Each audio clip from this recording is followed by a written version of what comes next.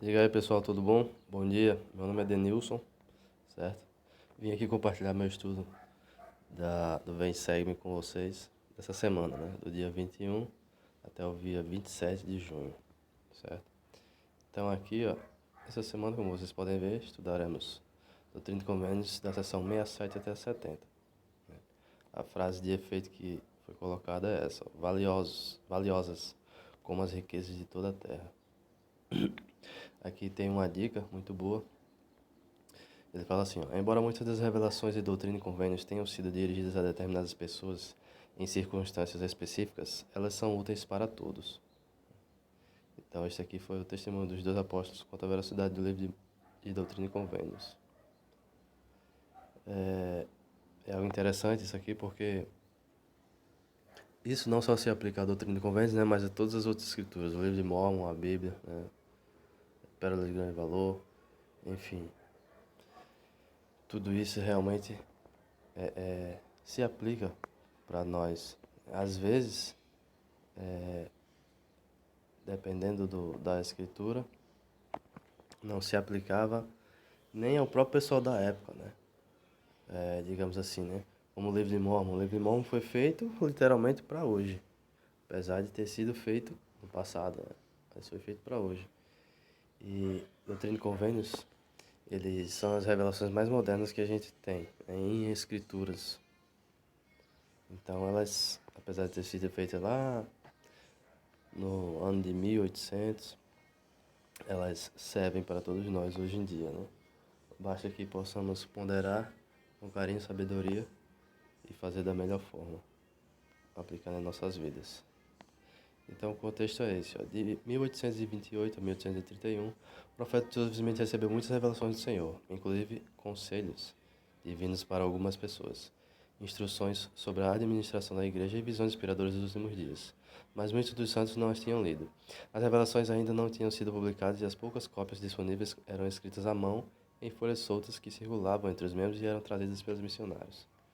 Então aqui a gente vê a dificuldade, né? Ou seja, a acessibilidade que a gente tem a doutrina e convênios é bem superior, né? Nem se compara à acessibilidade que eles tiveram na própria época em que fizeram, né?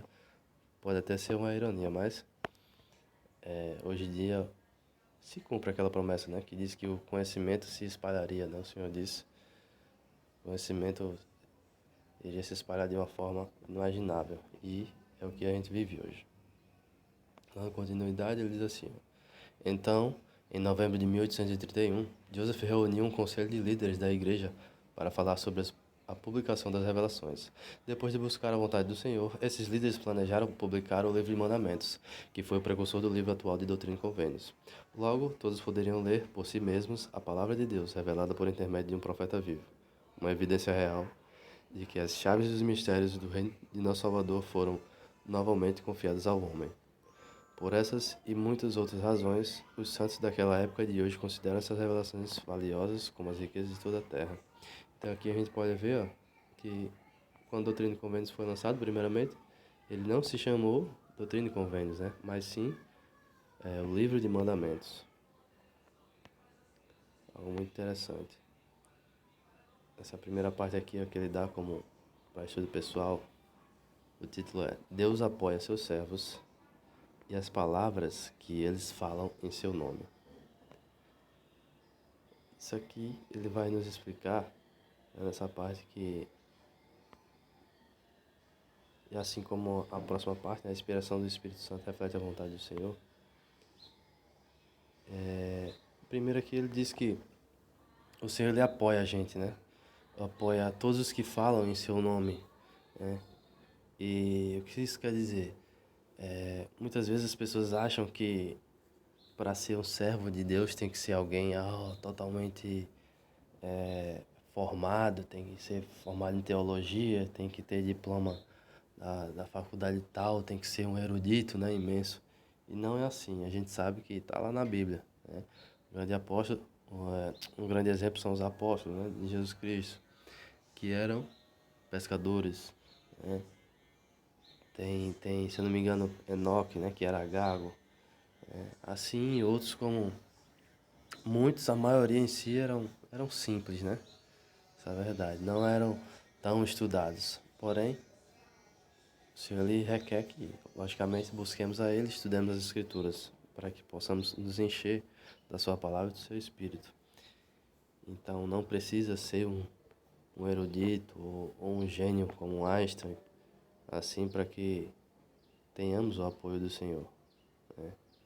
Para quando a gente falar em Seu nome. Nessa segunda parte aqui, ó, a inspiração do Espírito Santo reflete a vontade do Senhor. Isso significa, ele vai explicar aqui, que todos que são movidos verdadeiramente pelo Espírito, né? Pelo Espírito de Deus, ele fala a vontade do Senhor. Em especial, os profetas, os apóstolos, seus líderes, né? Os 70, as autoridades gerais. Realmente, podem estar em reunião ou não, né? Mas, se ele fala movido, realmente pelo Espírito, é a vontade do Senhor. Isso pode acontecer com um simples um bispo, um presidente de estaca, um presidente de coro de elders, né? A presidente da sociedade de socorro, e assim vai. Os líderes, né? Da primária, dos rapazes, das moças, desde que seja movido, né? Inspirado pelo Espírito Santo, vai refletir realmente a vontade de Deus. O próximo tópico, ele fala assim, ó, os pais são responsáveis por ensinar seus filhos. Então aqui é uma parte muito interessante, né, que é falada nessas sessões, e que o Senhor ele nos responsabiliza, né? Responsabiliza os pais pelo ensino dos seus filhos, né? Até porque tem aquela escritura também na Bíblia que diz assim, que nós devemos ensinar os nossos filhos desde cedo o caminho que eles devem trilhar, e desde até a sua velhice ele não se apartará, né? Ele pode até se desviar da igreja, sair, mas ele sempre vai ter aquele ensinamento dentro dele. Sempre vai ser uma pessoa boa, uma pessoa excelente, né? Apesar de tudo. Então aqui tem uma parte do discurso da irmã de Jones, né?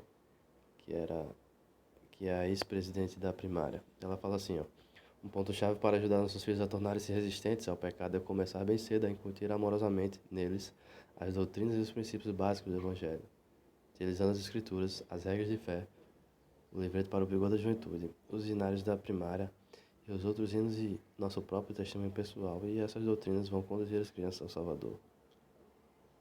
Então ela diz que a gente deve,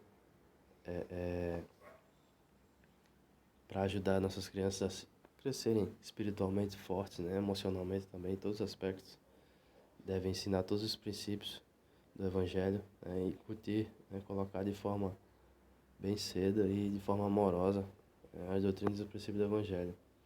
Ou seja, e aí a gente deve utilizar todos os recursos que a gente tem, as Escrituras, né, orar ao Senhor, pedir inspiração para como ensinar da melhor forma, usar todos os materiais, né, que são as regras de fé, o vigor da juventude, para o vigor da juventude, os hinos da primária, os outros hinos, e assim vai, o próprio testemunho pessoal, né?